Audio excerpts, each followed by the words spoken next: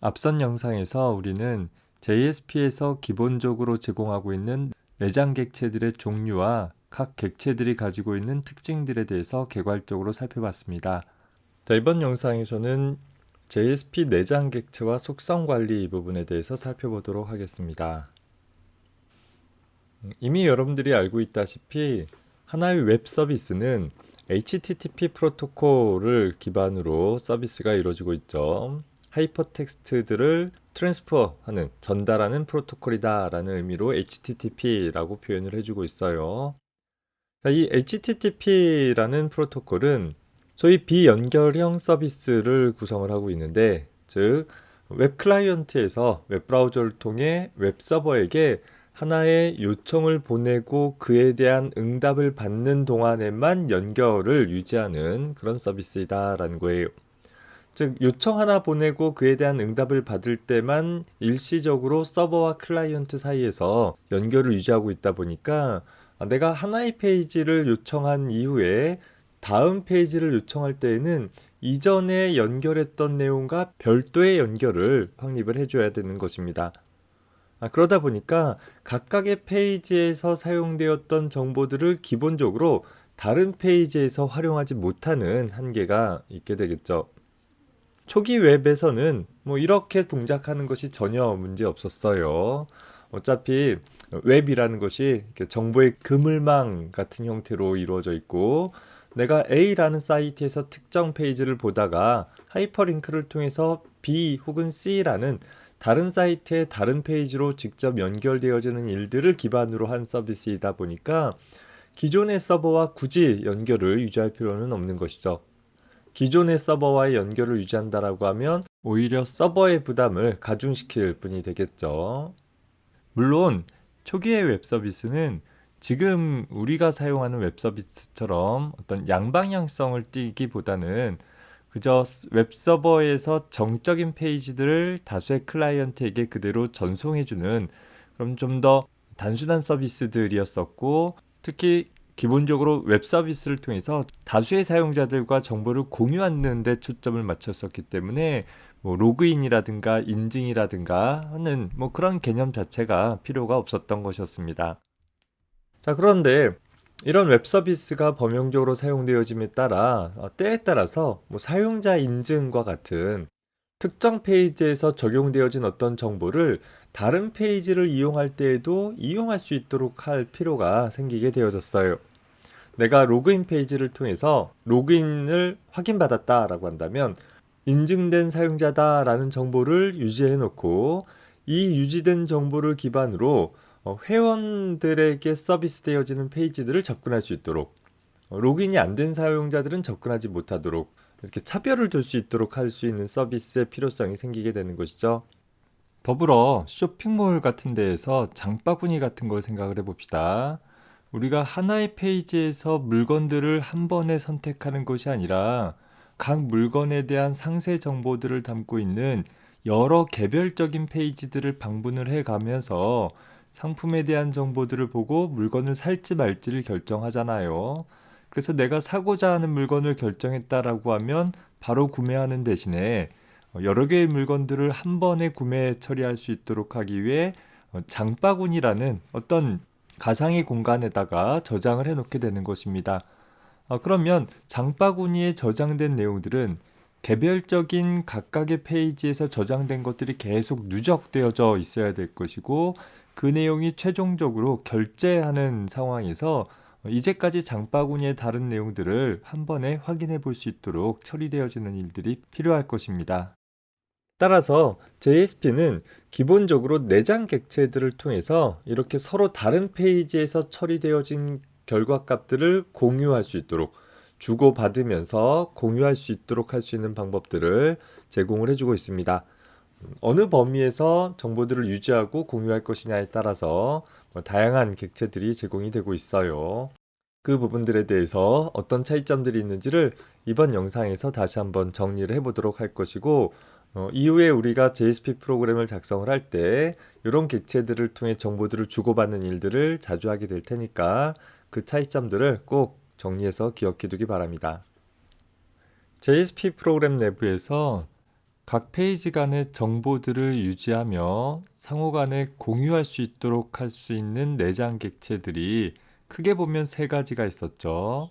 리퀘스트, 세션, 그리고 어플리케이션이라는 객체들이 있었어요. 이 객체들에 대해서 각 특징을 정리해 보도록 해봅시다. 자, 먼저 웹 서비스를 사용하는 동안에 페이지의 흐름이 페이지 1에서 페이지 2로 또 페이지 3으로 진행된다라고 일단 가정을 해봅시다. 자, 이때 리퀘스트라는 객체가 있어요. 이 리퀘스트라는 객체는 하나의 페이지에서 다른 페이지로, 궁극적으로는 웹 클라이언트로부터 전달되어진 요청일 수도 있고, 혹은 하나의 페이지에서 다른 페이지로 리다이렉션 되어지면서 그때 전달되어지는 요청일 수도 있을 거예요. 그래서 페이지 간의 데이터들을 직접 전달할 때 사용을 할 수 있는 그런 객체가 되는 것입니다. 여기 나와 있는 것처럼 현재 1페이지에서 만들어진 리퀘스트 객체를 2페이지에게 전달한다든가 하는 식으로 접근을 할 수 있는 것이겠죠. 자, 반면에 세션이라는 객체는 현재 사용자 접속마다 각각의 웹브라우저별로 구분되어지는 세션이라는 것이 따로 만들어진다라고 했었죠. 그래서 현재 각 접속마다 분리되어진 세션이 만들어지고 그 세션 영역들을 이 세션 객체를 통해서 접근을 하게 되는 것이에요. 그래서 하나의 접속 내에서 일관되게 여러 개의 페이지에 걸쳐서 사용되어진다 하더라도 그 접속이 유지되는 동안에 공통적으로 지속적으로 유지되어져야 할 정보들은 이 세션이라는 객체를 통해서 유지를 해주면 된다라는 것입니다. 자, 다시 말해서 페이지 1에서 세션에 저장한 내용은 페이지 1에서 뿐만 아니라 페이지 2, 3에서도 각각 접근할 수 있다라는 것이죠. 단 같은 하나의 접속 내에서 접근되어지는 다른 페이지에서만 접근이 가능할 것이에요. 이렇듯 세션이라는 객체는 리퀘스트라는 것보다 조금 더 넓은 범위에 해당이 될 거예요. 리퀘스트는 그저 한 쌍의 페이지 간의 정보들을 전달할 때 사용되어진다라고 하면, 세션은 여러 페이지들을 거슬려서 현재 접속이 유지되는 동안 사용할 수 있다라는 것입니다. 자, 다만 유저 2가 만든 세션은 유저 2에게만 보여지는 것이지 다른 사용자들에게는 보여지지 않는 그런 특징들을 가지고 있었죠. 그 세션보다 한 차원 더 넓힌 것이 어플리케이션이라는 객체가 되는 것이죠. 이 어플리케이션이라는 객체는 현재 서블릿 컨테이너인 톰캣이 시작할 때부터 끝날 때까지 어떤 정보들을 유지하고자 할 때 사용되어지는 그런 객체가 되는 것이에요. 따라서 현재 어플리케이션 객체를 통해서는 내 안의 모든 페이지에서 정보를 유지할 수 있다라는 측면에서는 세션과 비슷해 보이지만, 나뿐만 아니라 다른 사용자들하고도 정보들을 유지할 수 있다라는 측면에서 어떻게 보면 세션보다 좀 더 전역적으로 사용되어질 수 있는 그런 객체가 되는 것입니다. 반면에 세션은 현재 접속이 시작돼서 현재 접속이 끝나거나 혹은 현재 접속을 마지막으로 수행한 후 정해진 일정 시간이 경과되어진 후에 자동으로 만료가 되어지는 그런 객체들인 것이고, 반면에 리퀘스트 객체는 하나의 페이지에서 만들어진 것이 다음 페이지로 전달되어지는 그 한시적인 동안에만 사용되어지는 그런 특징들을 갖고 있게 되는 것입니다. 내가 불필요하게 정보들을 오랫동안 유지할 수 있는 것은 보안상의 문제점도 있고, 어떤 잘못 사용되어질 수도 있는 여지도 있고, 혹은 프로그램을 더 복잡하게 해버리는 결과를 초래할 수 있겠죠. 그래서 어떤 정보들을 다른 페이지와 공유하고자 한다라고 하면 어떤 방법이 가장 효율적인 방법인가를 선택하기 위해서 이런 세 객체들에 대한 특징들을 정리를 해둘 수 있었으면 좋겠습니다. JSP 내장 객체에서 정보를 전달하거나 정보를 공유할 때 사용을 할 수 있는 리퀘스트, 세션, 그리고 어플리케이션 객체에 대해서 다시 한번 정리를 하도록 하겠습니다. 실제 우리가 많이 사용할 수 있는 부분들이니까 잘 기억해 둘 수 있었으면 좋겠어요. 우선 리퀘스트라는 객체는 생성 시점이 해당 페이지에서 요청이 발생하는 순간에 생성이 되어지겠죠. 그리고 나서 해당 페이지의 로딩이 완료되어지는 시점에 소멸이 되어진다라는 거예요. 그래서 보통 페이지 간의 정보들을 전달할 때 주로 사용되어지는 그런 내장 객체가 되는 것이죠. 자, 반면에 세션이라는 내장 객체는 해당 접속이 처음 이루어지는 시점, 그러니까 사용자가 최초로 접속하는 시점에 세션 객체가 생성이 되어져서 접속한 웹브라우저가 종료되어지거나 혹은 마지막 요청을 보낸 후 일정 시간이 경과된 시점에서 자동으로 소멸되어진다라고 했었죠. 그래서 보통 하나의 접속이 유지되어지는 동안 어떤 정보를 유지할 필요가 있다. 그때 사용하는 것이 세션이라는 객체가 될 것입니다. 마지막으로 어플리케이션이라는 객체는 웹 어플리케이션, 즉 웹서버상에서 동적 웹페이지를 만들어주는 프로그램을 수행을 하는 서블릿 컨테이너가 실행되는 시점에서 시작이 되어져서 그 웹 어플리케이션이 종료되는 시점까지, 즉 지속적으로 하나의 웹 서비스를 사용하는 내내 사용을 할 수 있는, 나만 사용할 수 있는 것이 아니라 현재 접속하고 있는 모든 사용자들이 공유해 가면서 사용을 할 수 있는 그런 전역적인 정보들을 유지 관리할 때 사용을 할 수 있는 부분이 될 것입니다. 자, 앞서서 살펴본 각각의 주요 내장 객체들에 대해서 속성 관리하는 메서드들은 앞에서 살펴봤던 것처럼 set attribute라는 메서드와 get attribute라는 메서드를 통해서 이루어지게 될 것이에요. 어떤 특정 내장 객체에다가 특정 속성 값을 부여하고자 할 때, 새로 등록하고자 할 때 사용할 수 있는 메서드가 set attribute라는 메서드가 될 것이고, 그 등록되어져 있는 값을 다시 얻어오고자 했을 때 사용하는 것이 get attribute라는 메서드가 되겠죠. 보통 set 한다, get 한다라는 것은 해당하는 객체 입장이 아니라 그 객체를 사용하는 내 입장, 프로그래머 입장에서 이름을 부여해 줄 것이에요. 세션에다가 set한다라고 하면 세션에다가 뭔가를 등록하는 것이고, 리퀘스트로부터 get한다라고 하면 리퀘스트에 등록되어져 있는 것을 가져오는 그런 행위가 될 것입니다. 그래서 설정한다라고 할 때는 그냥 마구잡이로 설정할 수 있는 것이 아니라 다른 설정 값들과 분별해서 사용할 수 있도록 하기 위해서 고유한 이름을 하나의 문자열로 지정을 해주게 될 거예요. 그래서 어떤 이름에 대해 어떤 값을 매핑한다라는 형태로 속성 정보들을 등록해서 사용을 하게 되어집니다. 내가 등록하고자 하는 이름은 문자열 형태로 지정하면 되는 것이고, 그 이름에 할당되어진 실제 등록하고자 하는 데이터이죠. 값 자체는 자바에서 사용하는 어떤 임의의 객체도 다 등록할 수 있는 것이에요.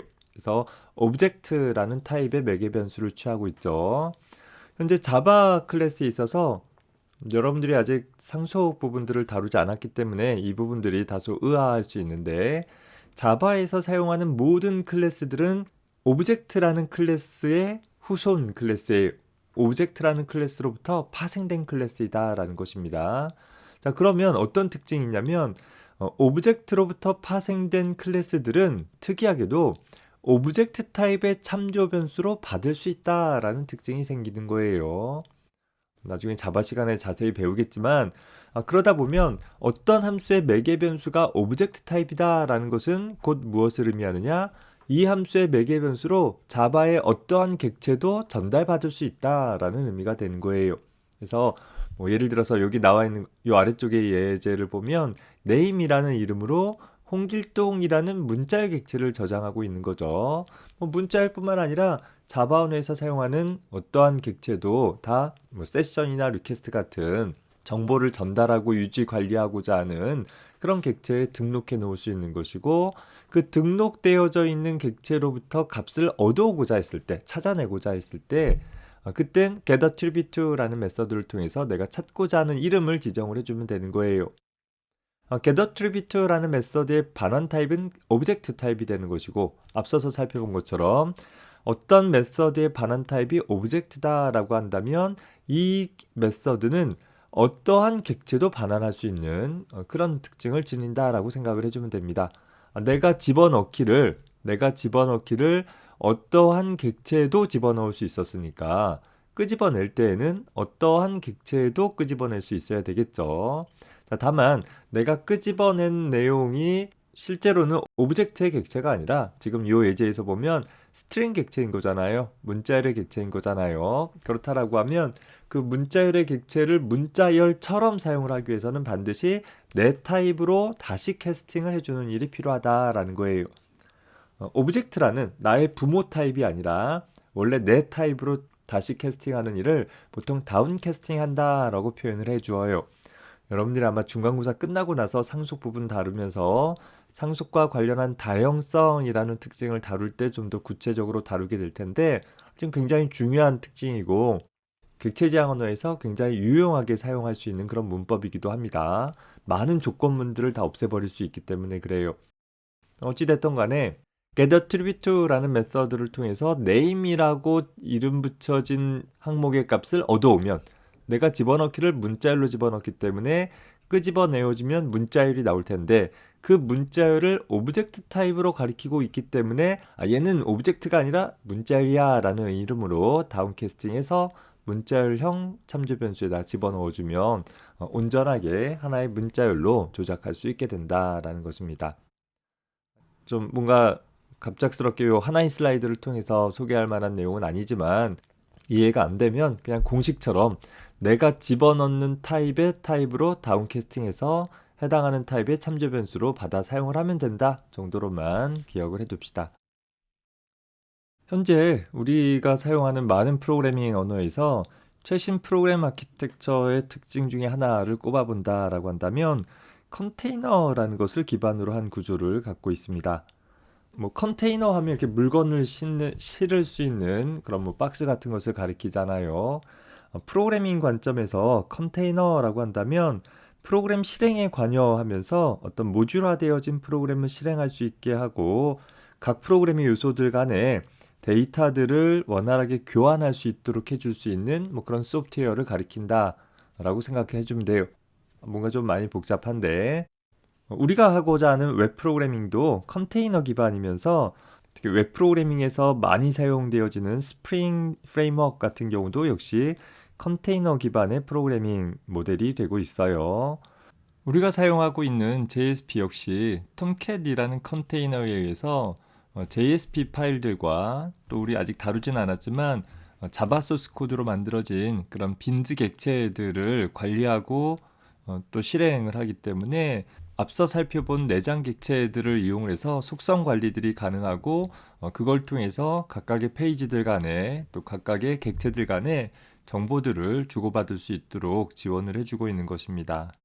이런 컨테이너를 기반으로 해서 프로그램을 작성을 하게 되어지면 얻을 수 있는 장점이 무엇인가 보면 프로그램의 모듈화가 용이하다라는 거예요. 프로그램의 모듈화를 좀 더 용이하게 할 수 있고 또 각각 독립적으로 실행되어지는 모듈 간의 데이터들을 훨씬 더 분명하고 또 원활하게 교환할 수 있도록 할 수 있는 그런 장점들이 있을 거예요. 더불어서 개별 프로그램에서 어떤 화면이나 혹은 내부적인 상태들을 전환하고자 했을 때 필요한 데이터들을 유지하거나 관리하기가 용이한 그런 장점들도 갖고 있습니다. 컨테이너가 무엇인지 이런 것보다는 결국은 JSP에서 이런 컨테이너 기반의 내장 객체들의 속성 관리를 통해서 공유하고자 하는 정보들을 원활하게 주고받을 수 있다. 그 정도로만 기억을 해두도록 해봅시다. 마지막으로 소개해 볼 것은 MVC 패턴이라는 것을 소개해 보려고 해요. 모델 뷰 컨트롤러의 약자이기도 하는데 하나의 프로그램을 역할에 따라 세 부분으로 나누어서 구성을 해보자 라는 것입니다. 특히 객체지향 언어에서 보면 객체지향 언어가 추구하고자 하는 관점은 하나의 프로그램에서 모든 것을 다 처리하는 것이 아니라 다수의 객체로 나누어 놓고 이 다수의 객체들이 서로 상호작용해 가면서 일을 처리해 나갈 수 있는 그런 방식을 추구하고 있죠. 그러다 보니까 MVC 패턴을 적용하고자 하는 프로그램들은 전체 프로그램의 구성을 역할에 따라 모델과 뷰 그리고 컨트롤러라는 세 부분으로 크게 나뉘어서 구성을 하게 되어집니다. 그래서 보통 모델이라고 하면 데이터 그 자체를 나타내주는 그런 객체들을 가리키고 뷰라는 것은 뭔가 화면에 보여져서 사용자와 상호작용할 수 있는 그런 부분들을 또 컨트롤러라는 것은 내부적으로 어떤 처리들을 수행을 해줄 수 있는 부분들로 역할을 나누어 볼 수 있는 것입니다. 그래서 우리가 작성하고자 하는 웹 프로그래밍도 보면 모델 뷰 컨트롤러 역할을 그냥 하나의 소스 코드 안에다가 다 집어넣어 가지고서 굉장히 복잡하게 유지 관리하기 어렵게 구성하도록 하는 것이 아니라 역할에 따라 좀 나누어 볼 것이요. 특히 우리가 지금 다루고 있는 JSP라는 부분은 주로 웹페이지 형태로 HTML 태그들을 기반으로 한 웹페이지 형태를 기본 구조로 갖고 있기 때문에 이 모델 뷰 컨트롤러 중에서 어떤 역할을 주로 하게 되겠어요? 그쵸? 뷰 역할을 주로 하게 될 것이다 라는 거예요. 화면에 무엇인가 정보들을 나타내주고 또 각종 뭐 입력 태그를 통해서 사용자로부터 정보들을 입력받아주는 역할을 처리해주는 가장 일선에서 사용자와 상호작용을 해줄 수 있는 그런 웹페이지를 만들 때 주로 JSP로 구성을 해주게 된다라는 것입니다. 그러면 그런 페이지에서 입력되어지는 정보들을 가지고 하나의 데이터를 만들거나 또 그 데이터들을 처리할 수 있는 부분들, 즉 모델 역할을 하는 부분이나 컨트롤러 역할을 하는 부분들은 JSP로 못 만드느냐? 못 만들지 않아요. JSP 안에 스크립트를 이용해서 자바 소스 코드를 일일이 기술해서 작성할 수는 있지만 그런 경우는 오히려 JSP 코드가 아니라 순수 자바 코드로 만들 수 있다라고 한다면 오히려 좀 더 효율적으로 구성할 수 있고 또 효율적으로 동작시킬 수 있게 되어진다라는 것입니다. 그래서 뭐 이렇게 여러 역할로 나뉘어지는 각각 페이지들 간에 어떤 데이터들을 표현하고 또 데이터들을 처리하고 또 처리된 데이터를 뷰에다가 출력하고 하는 과정 중에서는 분리되어진 여러 개의 프로그램 코드들이 상호 정보들을 주고받아야 될 필요가 있는 것이고 그렇게 여러 개의 페이지들 간의 데이터들을 주고받는 일을 처리하고자 했을 때 바로 내장 객체를 통해서 적절히 정보들을 전달할 수 있도록 해볼 수 있게 되는 것입니다. 더불어서 뷰를 좀 더 효과적으로 구성하기 위해서 프로그래밍 언어에 대한 이해가 별로 없는 사람들도 쉽게 JSP로 작성되어진 뷰 페이지를 사용자랑 인터페이싱 할 수 있는 페이지들을 효과적으로 구성하도록 하기 위해서 뒤에 가서 우리는 표현 언어나 JSTL 같은 것들을 추가적으로 살펴보도록 할 것입니다. 그런 내용들을 빼놓고 나서 일단 하나의 뷰 역할을 할 수 있는 JSP 문서를 만든다라고 했을 때 필요한 기본적인 내용들은 여기까지 해서 다 다뤄본 것이나 다름이 없어요. 이제는 우리가 배웠던 내용들을 가지고서 일부 효율성보다는 어떻게 서버에서 어떤 일을 처리하고 그 결과를 사용자에게 나타낼 수 있는지 또 사용자로부터 전달받은 내용들을 어떻게 서버에서 획득해 가지고서 동적 페이지를 만들 때 활용할 수 있는지 그런 차원에서 좀 정리를 해줄 수 있었으면 좋겠습니다. 우리 교재 6장 이제 후반부에 가보면 6.8절 이후에 가보면 이런 JSP 내장 객체들을 이용해 가지고서 장바구니나 트위터 비슷한 SNS 프로그램을 작성을 해보는 예를 간단하게 예시로 들고 있습니다. 우리가 배운 내용들만 가지고서도 하나의 쇼핑몰의 장바구니를 직접 구현해 볼 수도 있는 것이고 트위터나 페이스북 같은 SNS 프로그램의 기본 근간이 되어지는 부분들을 처리해 볼 수 있다라는 거예요. 물론 효율성 측면에서는 아직 문제가 있겠죠. 하지만 이런 기본적인 기능들을 잘 익혀둘 수 있었으면 좋겠습니다. 이 실습 예제에 대한 것은 뒤에서 별도의 영상을 통해서 같이 살펴보도록 할 것입니다. 예제 코드가 다 책에 나와 있기 때문에 그저 쫓아서 해보면 되는 부분이기는 하지만 여러분들이 그저 그냥 타자 연습하는 식으로 따라치기 정도로 해보는 것이 아니라 각각 부분에 대한 의미를 좀 살펴보면서 코드를 살펴봐야지 여러분들이 필요한 부분에 각각의 내장 객체들을 적절히 응용해서 사용할 수 있을 것입니다.